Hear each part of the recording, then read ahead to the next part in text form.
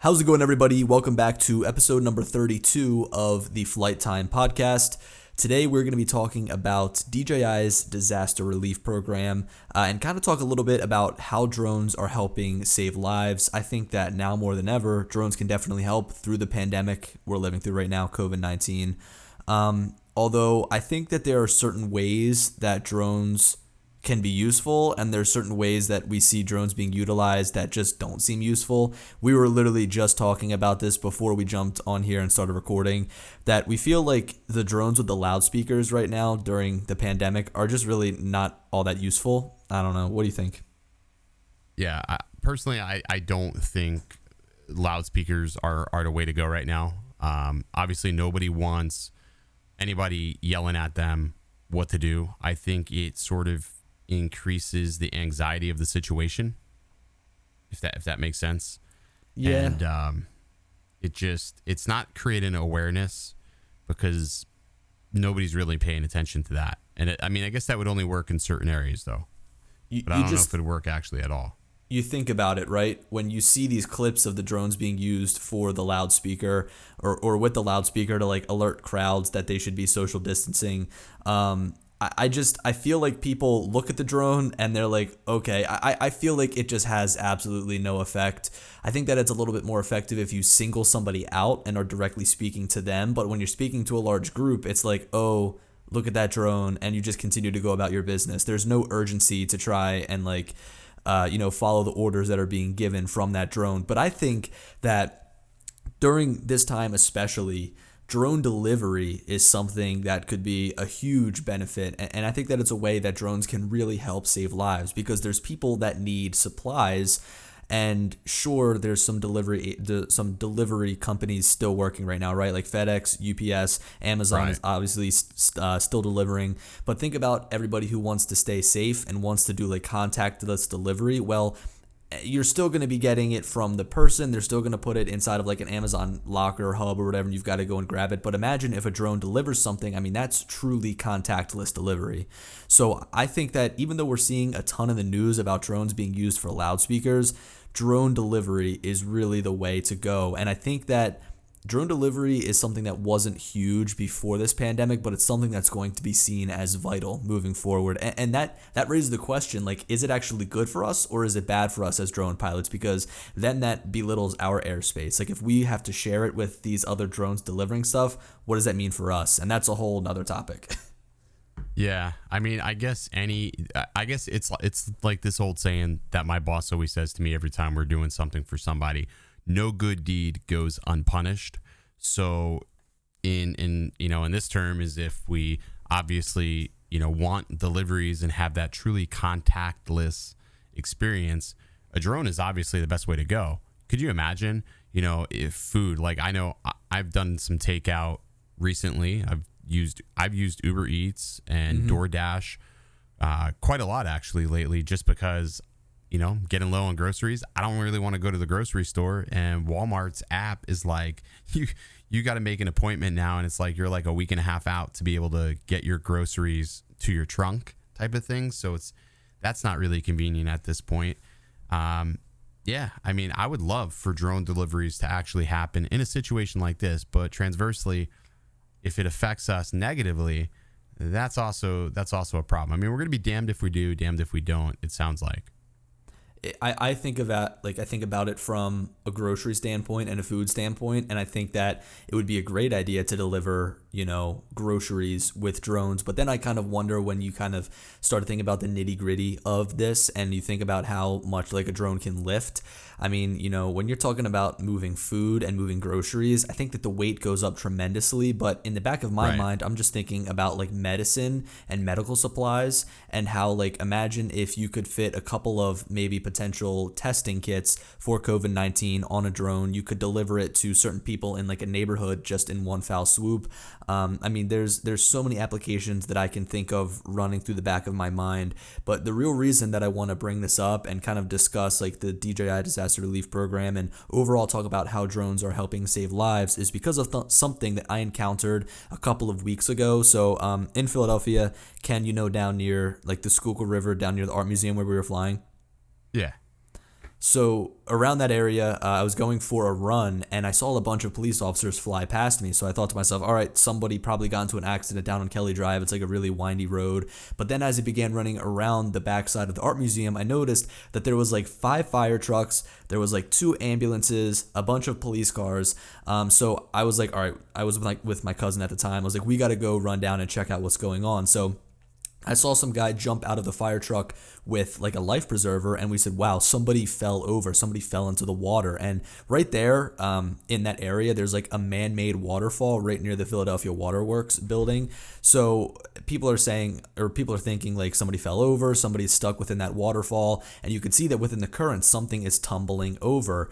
So when I looked out there, it was pretty obvious that if you looked a little bit harder, it was just a lone kayak. Now, whether or not that kayak had somebody in it and that person was drowning underneath, who knows? But the thing that was tumbling around along that waterfall was the kayak. But the fact that they had to deploy the 5 fire trucks, the multiple ambulances, the multiple police cars. I mean, there was so many people there trying to figure out what this was. It could have been done instantaneously with a drone. You put the drone up, you fly it out, you get really close to what you think it is, and you can determine whether or not it's an actual person and they need to be saved, and then you can call everybody in, or you can determine, that it's just a kayak and you don't have to spend thousands of dollars getting these first responders out there. There was even a helicopter there, which I guess was just on standby if the person needed to be, flown to a hospital because they're just in such bad shape. So then that kind of makes me wonder what the logistics of that flight would be. Like if I was sitting there and if I told the guys, hey, I've got my drone on me, which I didn't at the time, I wish I did. But if I told them, I said, hey, I've got my drone on me, can I fly it out there and just confirm for you guys what it is? I wonder like what the logistics of that would be, because that helicopter was flying at like 50 feet. It was crazy. That's pretty nuts. I know. I was always surprised every time, we were down there and they're just like how low the choppers fly. I mean, you can hear them and all of a sudden, like, boom, they're over the art museum. And you're like, holy crap, where did that come from? Or just how low they fly around the buildings. I'm like, yeah, a lot of it is like Coast Guard traffic, which is pretty like weird. I don't know. There's a lot of activity with the Coast Guard moving up and down. But just in terms of like drones saving lives, I feel like in that situation right there was so many resources, so much money lost. I can't imagine how much it costs to deploy a helicopter like that when if one of those guys, one of those police officers had a drone in their car, it could have been done in seconds rather than having 20 eyeballs at the scene, Oh, yeah. Yeah, I mean, I don't know why more agencies don't utilize units. I mean, how quick is it to deploy a drone? I mean, it takes a matter of maybe moments, not even a minute in some instances to get a drone up in the air. You get it an Enterprise, ready to rock up in the air, good to go. I mean, now here's something. I don't know if it's. Go ahead. Here's something that's interesting, right? Like bringing up these law enforcement agencies actually having drones. This kind of brings up the question, or I guess just the topic of DJI's disaster relief program. And this is something I actually had never heard of until we're now here dealing with COVID-19. So their disaster relief program, how it's taking effect right now is that they are donating or they're loaning these drones out to certain agencies. So it says right here by department type, they have 19 police departments, they have 8 fire departments, 7 county sheriff's offices, 3 state patrols, 2 county public safety agencies, and 1 hospital. I wonder what the hospital is using the drone for. That's pretty interesting. Maybe they're testing things like drone delivery between hospitals to send sample and medicine, but they would need something pretty large, probably like a matrice. But anyway, right, we've seen so many things in the news about DJI and the American government kind of going to battle and saying that like DJI's drones won't be used by these agencies and that they want to use like an American-made drone just because of the threat of like spying through camera software, through algorithms, who knows. But at the end of the day, DJI makes the best drones. They're the ones that stepped up and who donated equipment to these agencies, and it just kind of makes them look good in this scenario. It says here in the article I'm reading directly from Drone DJ that They received hundreds of requests from police, fire, and emergency management departments, state patrols, search and rescue units. They also say, and even hospitals around the United States. So again, I wonder what the hospitals are using these drones for.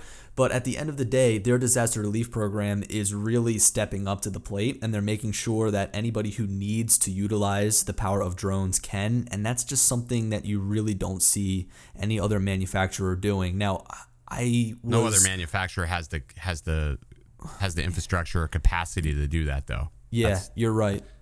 They just don't.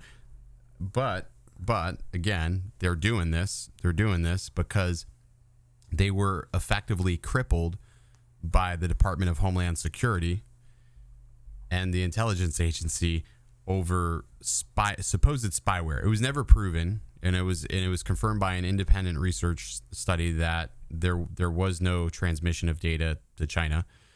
But that's the reason why they're doing all these niceties for it's making them look us. It's making them look good. They're trying to present themselves in a positive spotlight. I get that, but I wonder at what extent this is going to end up costing them more than the actual reward. Because if at the end of the day, Homeland Security says no, you still can't use those drones. That's a massive gut check in their wallets. To who? To DJI, not to the U.S. government. The U.S. doesn't care. We don't care because they're going to end up eventually, inevitably, finding a manufacturer that is based here on our soil that can do it. Now, whether or not that manufacturer can do it as well, that will be the question. Yeah, like how long is it going to take to try and get to the statute or the standard that DJI is going to deliver, right? I mean, they have so many drones for so many different applications. I get that, and it's an arbitrary argument to it's sort of petty at an extent, because if you think about it, most components for drones, some portion of it is made in China. Yeah. So to say we have a U.S. manufacturer is not really true, because if we look at like a manufacturer like Skydio, if you look at some of the components on the unit, some of those components say that they're made in China, like the batteries. They're manufactured in China.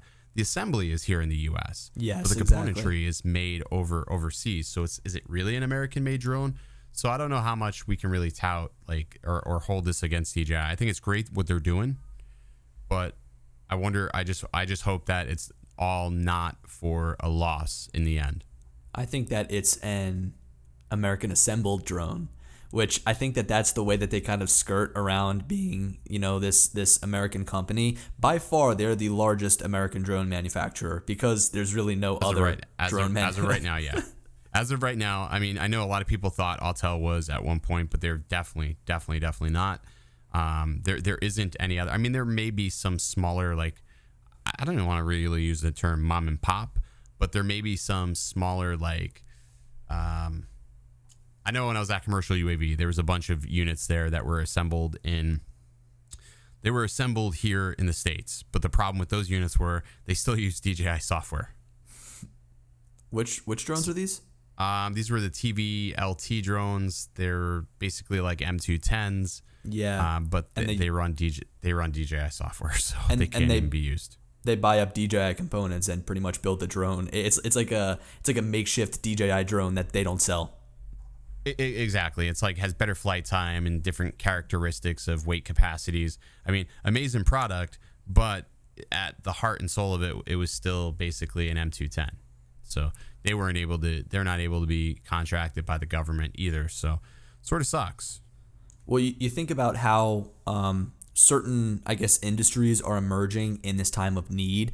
I tweeted something a while ago, totally not even related to drones, but think about how these like food delivery services are just going to come out of this on top. I mean, Uber Eats, DoorDash, Postmates, they're all stepping up to the plate, and there are restaurants around me that are using DoorDash that I never would have expected to use DoorDash, like Maggiano's Italian restaurant. I don't think they ever delivered, but now because of what's going on, they're partnering with DoorDash, and that partnership will probably last after this pandemic, so they now have a ton of new business. Now, you and me shooting real estate, you see a huge influx in like video and Matterport 360 tours. And it's because people can't come out to these homes. And now that people understand that they can utilize 360 photos in a really powerful way, well, now after this pandemic, it's still going to be used because people understand the software. So I think that this pandemic is really challenging the drone industry to mature. I still think that because of government regulations, it's crippled. I think that the technology is there to be utilized and used, but government regulation is the one that really needs to step up to the plate and allow things like drone delivery to happen. I feel like it's big news when somebody gets some sort of waiver from the FAA to deliver things with drones. Like, it makes headlines, but at the end of the day, that's really not helping anybody because the technology is there. It's just that the regulation is so far behind. So it's like, when you think about it on the bigger picture, it's like, yes, drones can help save lives, and yes, we see drones helping save lives, especially now during the pandemic, but is it actually going to do anything to change the way that government looks at drones? Are they going to play a bigger role now after the pandemic because they've been proven? I don't know. I mean, part of me wants to see drones assist in this situation, then, but part of me looks at things when you utilize drones in certain manners, like that sort of reminds me a little bit of like a communist fascist, like something you would see like maybe in North Korea or something, like or something mean? Out of just like I still think back on that video with the loudspeaker, like, for instance, right? I hate to keep hashing on that, but it's still like things in my mind, like something from a dystopian future where you have these things flying around, yelling at you, monitoring your move. I mean, a little weird. It's sort of creepy, right? But then part of me sort of like sees the convenience factor of, I think drones could be essential in food delivery or fast food services, like, possibly take over for obviously Uber Eats or maybe DoorDash, because DoorDash there's other factors offers that. Right, but other factors play a role in deliveries today, even beyond the pandemic. Let's think about this. You have to cross-reference and do background checks on every driver, because they're going to be coming up to people's houses. Let's say you're delivering food to a really nice house, and that person's all of a sudden now casing the place, right? Those are factors that can run through people's minds. So now you're eliminating that factor, because now a drone's just plopping the food on their doorstep and see you later, and a human never stepped foot on anybody's property. You're reducing traffic, so we're hopefully and eventually, shrinking that carbon footprint that we're leaving, because now we have these drones, and most of them are all powered by, electric. So which is excellent. So I mean, there's a lot of like cause and effect. There's a lot of use cases, but again, for everything that we talk to, I know a lot of our fan base is hobbyist. People are going to fear that all of a sudden now, we're going to lose the airspace. I think that the end all be all result is we need to have a solution that can just like sort of give ourselves barriers around these commercial transit drones so we don't accidentally collide, like an invisible bumper, I guess. Yeah, and ADS-B would be perfect. Yep. You put your drone up, epic. You see where other drones are at. I understand that maybe that poses a problem, and somebody sees that a drone is carrying a certain payload and maybe they run their drone into that drone. I mean, I understand that there could be associated risks with it, but ADS-B is just the way to go. And we're in 2020 now, and we see a lot of rumors of new drones coming out from DJI, and DJI has pledged that every single drone coming out after 2020 is going to have ADS-B. Now, they released the Mavic Mini before 2020, so that of course doesn't have ADS-B built in, but just in my short time flying like the Enterprise drones, I really like it, and I think that it's kind of underutilized right now because you can only see large commercial airliners, and let's be honest, when are you ever going to be near a large commercial airliner if you're flying a drone? To me, it's most useful obviously around choppers or like in the city if I'm doing a job close to Tampa where there is a potential of a medical chopper or news chopper encroaching in my airspace. But even still, I've had good luck where they're still at least 200 feet away from me in most instances. I'm never really that high unless you're obviously around the buildings or something. But obviously in Philly, you probably would utilize that a lot more than I would. Yeah, I think just anywhere. I mean, I was out flying the other day near Fort Dix, maybe. I mean, I was in that general area, and I was with Steve at the time. Shout out to Steve. I was with him, and we just saw like an Apache helicopter fly at like 150 feet past the home. Wow. And we're like, what? So, maybe Apache helicopters won't show up on ADSB because of the nature of, what they're doing. But still, at the end of the day, Well, ADS... maybe they could turn it on when they're local. You know what I mean? Like, yeah, or if they're have, unarmed or something. Yeah, or something. Well, I think they have to be or something like that. They probably do. I think they have to be unarmed because I know when I was in Vegas flying those choppers, we can only fly armed over the range that they owned. But as soon as we were done, they had to disarm the aircraft to fly back to the hangar, which I thought that was sort of interesting. But no, I have like the Coast Guard, which obviously those are pretty large, choppers. Yeah. And they fly really, really low. At least they're easy to see. They are easy to see, but then they do paratrooper training out here. So I showed you that one time, like the paratroopers were dropping. It was only like 150 feet or whatever it was in the air, but still, I mean, they fly pretty low as well, especially along the coastline. And then of course you've got those private choppers that run tours, like we have them in Orlando. Yeah. And we have them along the coast of Clearwater. So I think everybody needs to get on the same page, eventually. But I mean, not to go too far off because we're off on something else now. But drones, obviously, during this pandemic, I think delivery is going to be a huge, huge lifeline going forward. And then obviously, medical. We can't forget medical. You talked about testing. There can be all sorts of like prescriptions. We talk about the elderly people. They can't leave their homes. Yeah. So imagine how great it would be if prescriptions for the elderly could be filled via a drone and dropped to them. So again, during something like this, they don't have any contact with anybody. There's no risk of them, getting sick because as of right now, even just touching something could potentially leave a pathogen on the surface for at least 24 hours. And that could even be detrimental to somebody, in their mid 80s or something. Yes. Now imagine...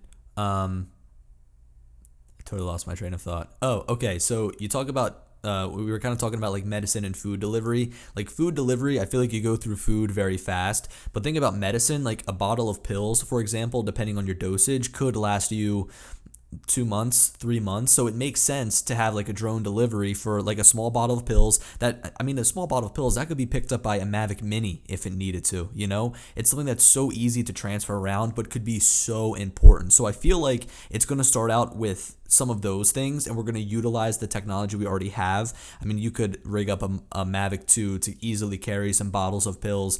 But then when you look at like food delivery, I think they're going to have to come up with a certain, I guess, drone that's going to be able to carry, food. Now, here's something interesting that I'm thinking of, right? Is like, how are they going to divide this airspace if they're going to deliver with drones? And I mean, on the surface level, right, you've got to start somewhere. I feel like the one thing that I don't really mind with drones is that you can't fly over 400 feet. Like, how often do you ever want to fly over 400 feet? Chances are never. And if you're trying to shoot a structure, well, you've got 400 feet above that structure. So you usually have a really good amount of room to fly around. So imagine if delivery drones just have to be like above 500 feet or something, I mean, that I think that would be huge. That would be doable. That would be doable. That would mean, and even as they're coming down in for their land-in or their approach, I mean, again, you have something like ADSB to alert us that, hey, you have, a package drone inbounds. But here's the vast reality of it all is that most of the places where most hobbyists fly isn't really a hotspot for a drone that's presenting a delivery. Think about what we usually fly. We fly around certain structures, things of interest, points of interest per se. So we're not always, we're not flying things that, like neighborhoods. I mean, okay, some people fly their neighborhoods. I fly neighborhoods, obviously, because, I'm filming, a house or taking photographs or something, but we're up for a matter of moments and we're back down. I think there could be a level compromise to all this. And I think, we can get some drones that start doing things that, matter a lot. And especially during situations like this. I don't know about you, but I have not been to the store. Like, I've avoided the store. I don't want to use the term like the plague, but yeah, I've sort of avoided going to. I've sort of avoided going to the store altogether. Like, I've avoided it entirely. I can say that I really haven't, but I've been trying to take a lot of precautions. Like I've got a N95 mask. I don't really wear gloves. I just kind of wait to get to the car and just use a ton of hand sanitizer in my hands. Not a ton, but enough to kill all the germs. But you just think about how these germs transfer. I mean, I'm not a doctor, but your phone is like gross with all these germs. I mean, you hand sanitize your hands and then you grab your phone and they're instantly dirty again. Like it's just there's no winning. Best obviously best thing to do is if you're going to a store, just leave your phone in the car or something. Don't take it into situation. You got to think of it like everything we do. We put our drones in situations to succeed. We got to obviously put ourselves in the same predicament, and one less thing to touch is better. And if anything, it's made me touch my phone a lot less. I've found myself just sort of leaving my phone on the charger lately. And within all this stuff, I know it's funny because, we create online content, but I've been finding myself actually disconnecting from the news, not reading or scrolling through Facebook. And I've just sort of absorbed myself into other things that don't really have any outlets to other people. Like, just sort of isolated myself a little bit. That's one way I've coped with things personally, but everybody's different, of course. I see on here, just kind of getting back to DJI's disaster relief program, and it's like at the top of the list for each website that I'm kind of scanning right now, that they've partnered up with the Los Angeles Fire Department. So, I mean, they obviously are here. They have a presence in the United States. And I think that with fire, drones have a very big upside. I think that they can help with fire 100%. Tremendously.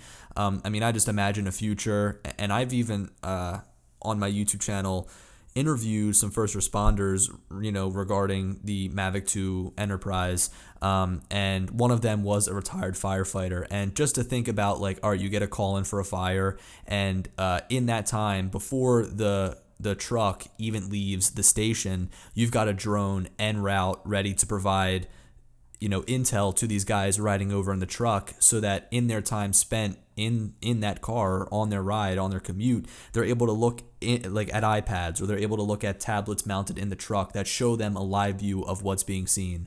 I feel like that would just be so cool. But I see that they have a presence here in the United States, and I wonder how they're going to continue to build their presence in the United States, and how political backlash is going to prevent them from doing so. I see that they're looking to partner up with over 900 safety organizations in the United States alone.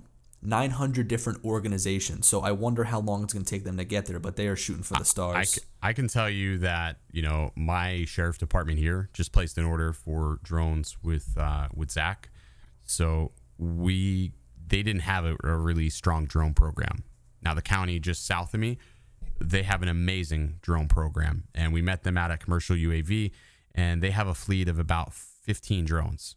And the sheriff is like adamant that by 2022, he wants every car to have one. He wants his sheriffs to be trained on how to utilize it, because he feels like it's imperative to search and rescue, or when they have certain situations that arise, that they can assist. They've proven that it's effectively working. They even have a command vehicle to pilot their larger crafts, depending on what the situation is. And so, I think that makes sense incredible. I think that makes sense to have like a drone squad, or whatever they want to call it, for say, the larger drones like the Matrice. It's totally understandable. You're not going to fit one of those inside of a squad car. I mean, you could, but it's just going to take up way too much room. You're right. Kind of replacing gear that might be a little bit more important to the person for their day-to-day, or the officer for their day-to-day job. But you think about how easy it is to get trained to fly like a Mavic 2 Pro. Like you can effectively utilize a Mavic 2 Pro if you have like a good 3 days worth of training. So the people 100%. that are saying that like the training barrier is kind of what's holding, I guess, agencies back from utilizing drones is kind of a weak argument, because at the end of the day, learning how to fly these things, man, it's very easy. And usually the people that are going to become police officers, at least the people that make it throughout, the academy, are competent. They understand how to shoot weapons. They understand how to apprehend people. They understand all these different situations. So I feel like flying a drone could come fairly easy to them. I agree. I think the ones that are going to struggle a little bit more is when we start leaning in towards the medical field, because here you may have, or maybe they hire pilots to do this. Like you have a hospital that needs to send samples out to a lab, Okay, you load those samples up into a drone versus having a chopper fly it. You get the samples to the lab. Those samples get there in, maybe less time than it takes to get the clearance to fly a chopper, or maybe you don't have something available. Obviously, it also costs a lot less, so you can run samples a lot more frequently than you could if you had to wait on a chopper to do that, or to wait on a pickup or a courier. It's true. There's so many use cases for it. Just it's incredible when you really think about it. I mean, air is faster than ground, and air is more expensive than ground, but I would almost say that utilizing a drone to do deliveries is probably less expensive than utilizing a car or a van or whatever they're going to use. Now, you say who's going to fly those drones. I think that by the time we get there to the point where drones are going to be delivering things from like hospital to hospital, at that point in time, it's going to be automated. There's no way. Agree. I mean, it's going to be like there's somebody at each hospital that maybe oversees the drone deliveries, but I don't think maybe it would help to be able to directly control the drone in a time of uncertainty where like maybe the drone gets stuck or the software malfunctions. So like that would definitely be like a good back pocket thing to have. But at the end of the day, I think that instead of being a drone pilot, it's going to be more of like a logistics manager that goes and loads the drone and pushes a button and it gets sent off, and then somebody that collects the delivery out of the drone. I think the way that I think about it is like when you go to the bank and you have those tubes that shoot the capsules back and forth. It's kind of like that, except with drones.